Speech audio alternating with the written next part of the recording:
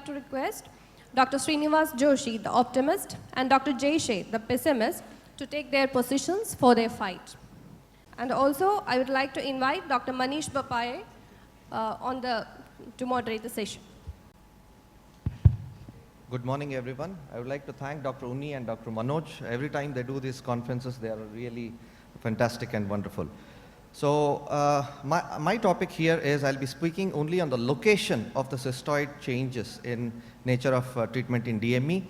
So we all know that accumulation of the extracellular fluid and the expansion of the tissue loss is the one responsible for the functional loss, and there is a predominant connection interception between the inner and the outer retina, which usually causes significant impairment and consequent functional loss. So let's look at this situation both horizontally and vertically. So horizontally, we know that a very well paper algorithms are published, and one written by Dr. Muna Bhende is very well established. The preferred practice patterns, that DME is now on the location, either it's a center involving or the non-center involving. If not center involving, then we treat according to the ETDRS guidelines based on the focal photocoagulation or the grid laser. Whereas if it's center, no vision loss, observe and treat. If it is due to vision loss, then go with the anti-VEGF therapy. So center involving is usually when the cystic spaces are involving the center of the fovea. They do have neurosensory detachment sometimes, and the central subfield thickness is more than 305 microns in women and more than 320 microns in men, as established on the Spectralis OCT. So retinal thickening involving more than 3000 microns from the center of the macula but not involving the center of the macula is what is described as the non-center. So let's look at some of the examples. The central foveal large cystoid spaces, pre-injection, the patient vision was 624, and the post-injection we see it improved to 6.9 with good resolution. This is another type what Dr. Avinash was rightly speaking on, the hyperreflectivity inside these cysts. They usually indicate some chronicity, and also we see some hyperreflective foci in the hard exudates in the non-foveal area. There is a disruption of the ELM in these cases. So these cases are chronic and they are pretty resistant to the anti-VEGF, and this patient responded well with Ozurdex. However, there was only an anatomical response but not of much functional response in this case. So this was another patient, her center involving. He had 6.9 vision initially. We gave anti-VEGF injection. He had a pretty good response with one dose, but he missed for follow-up. And later on, when we saw him after 6 months, there was complete resolution of the fluid. So that is what Protocol V recently very nicely has said, that when they categorized between the laser group, observatory group, and the aflibercept group, patients having good visual outcome in diabetic macular edema over the end of 2 years, there was no much statistical significant difference in between three groups, indicating that DME with good vision, the observation can be made. So in the non-center involving, we can see that either you can treat it with the focal laser or with the MPLT, and they pretty much act well if they are less than 400 microns. So this was the patient 4 months later, and 6 months later with the MPLT, he responded really well to the treatment. Now coming to these kind of cases where the cystoid spaces are in the ONL and in the INL, they are usually pretty much chronic, and of course this was the patient where we give Ozurdex. He responded well, and Ozurdex was out of circulation, and when the recurrence happened, we again gave him on anti-VEGF, but there was no much response in these cases. So when we look into the vertical assessment, it can happen at INL because of the leakage from the capillaries, either the SVC or the DVC, the ONL because of the disruption of the outer retinal barrier, and the SRF. So in this paper, very nicely said that cystoid spaces in the internuclear layer, they usually respond to anti-VEGF well, but however, they did show some recurrences. But whereas the cystoid spaces in the outer nuclear layer, they are pretty much slow to respond. Once they respond, they do have a status integro. So when we look into these papers, I think what kind of anti-VEGF or the steroid we need to use when they are involving either the ONL layer or the INL layer is pretty good. So another study looking at the OCTA on the non-perfusion areas, when we look into the left-hand side of the figure, when they cut it across in seeing the large cystoid spaces, in the DVC you can see here, there are a lot of capillary void areas. And this is post-treatment, although there was resolution in OCT, but still we can see some non-perfusion areas, and this is the comparative with the normal. So which indicates that the chronicity of the cystoid spaces, even though there is a resolution of edema, there is some non-perfusion still in the capillaries. So we need to differentiate between diabetic macular edema from the pseudophakic versus the cystoid macular edema. Here, the pseudophakic cystoid macular edema are usually in the inner nuclear layers and they respond pretty well just with the PST injections.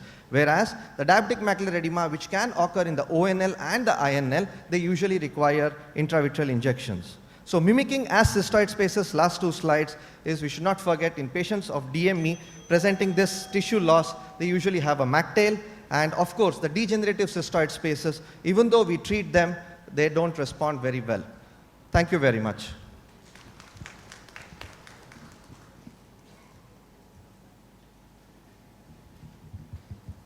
Over to you, Dr. Manish. Can we have the slides, please? Yeah. Good morning again. I'm back with my morning dose of pessimism.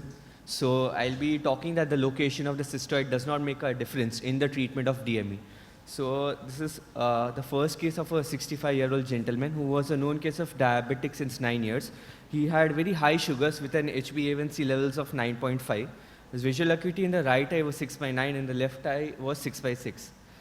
He had got presence of moderate NPDR changes in both the eyes, which can be seen on the angiogram. This is of the right eye and of the left eye. So now when we see the OCT of the patient, the left eye was fine, but the right eye had got presence of a center involving DME. But when we see the quantum of the fluid, it was just 348 microns, and the sugars of the patient were high.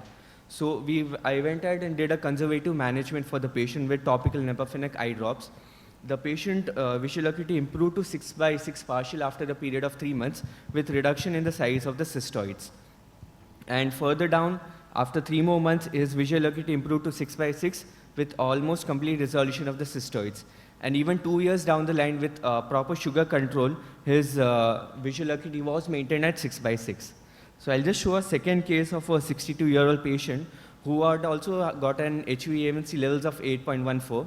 He came with bilateral reduction of the vision with right eye of 6/9 and left eye of 6/18. Presence of moderate to severe NPDR changes in both the eyes that was confirmed on fluorescein angiography.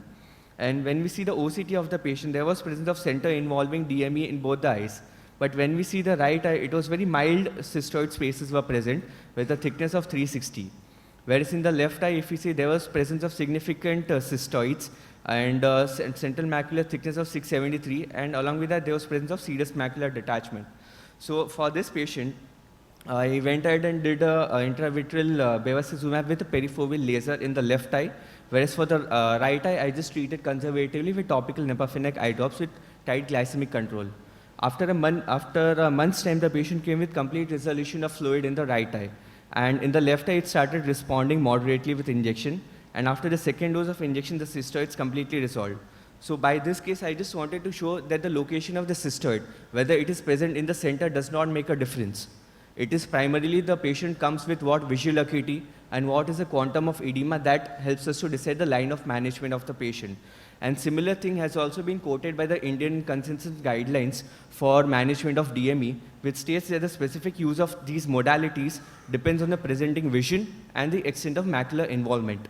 And even the protocol I have got a different interpretation. So for me, it states that if the patient's visual acuity is very good, whether you treat it by just observation or do a laser photocoagulation or treat it with aflibercept, it does not make a difference even though it is a presence of a center involving DME. And this is just another study where they did a post-hoc analysis of the patients of RESTORE, and at the end of 3 years, they found that the height of the intraretinal cystoids, that is the quantum of the fluid, made a difference in the final visual acuity outcome. So if you ask me, does the location of the cystoid change and define the nature of the treatment, I would disapprove with that. Rather than that, I would treat the patient based on other robust markers, including the visual acuity of the patient, as well as the quantum of the edema. Thank you.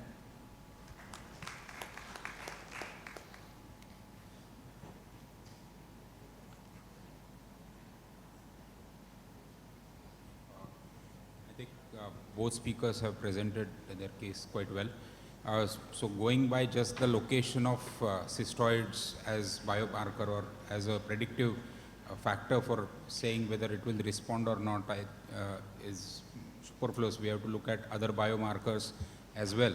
However, probably location, once the disease is chronic and if there is inner nuclear layer is also showing cystoid changes, which could be suggestive of overlying layers like retinal nerve fiber layer and the ganglion cell layer are getting affected in that area, that could mean poorer visual outcome in these patients. So just going by location is inappropriate. We have to look at all the biomarkers, and of course the involvement of the inner nuclear layer, I feel, is also helps us in prognosticating in these cases. Thank you. So how does your treatment change based on that? That's the question. The question is, does your treatment change based on where the cystoid space are? So he showed that like even if it is subfoveal, he treats with Nepafenac and then it gets better. And he gives injections and then it gets better. So who's right?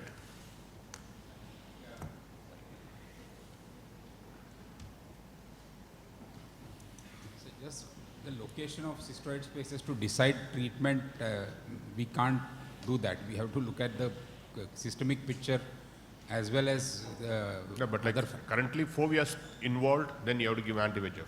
Fovea is spared, then you can probably think of doing laser photocoagulation. And within this comes the cystoid space, and then there we can probably quantify saying outer nuclear, inner nuclear, and then that will probably reflect as far as the visual is concerned. Correct. But like fovea involved, we do give anti-VEGF. So is there any controversy in that?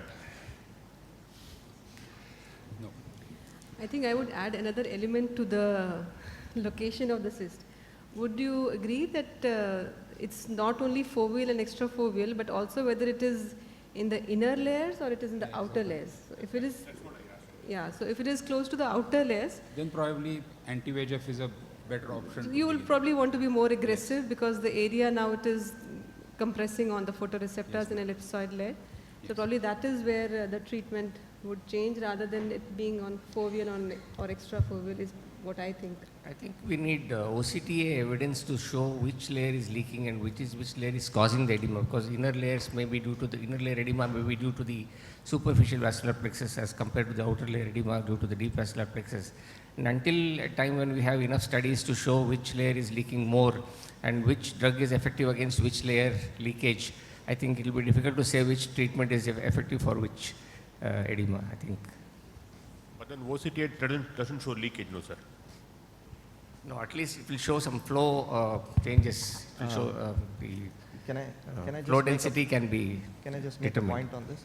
Yeah, very rightly said. Actually, some of the studies have shown that when you look into the OCTA of these cystoid spaces, there are actually the capillaries which make a roof of these cystoid spaces. So when the cystoid spaces resolve, the capillaries, you can see the circulation in the OCTA. Whereas in the chronic cystoid spaces, on the roof of these cystoid spaces, we usually don't see these capillaries very well. And even after the resolution, we don't see. So the chronic edemas have to be treated very hard and they have to be hit hard is what is the study which is. I have one question to Avinash, or the speakers.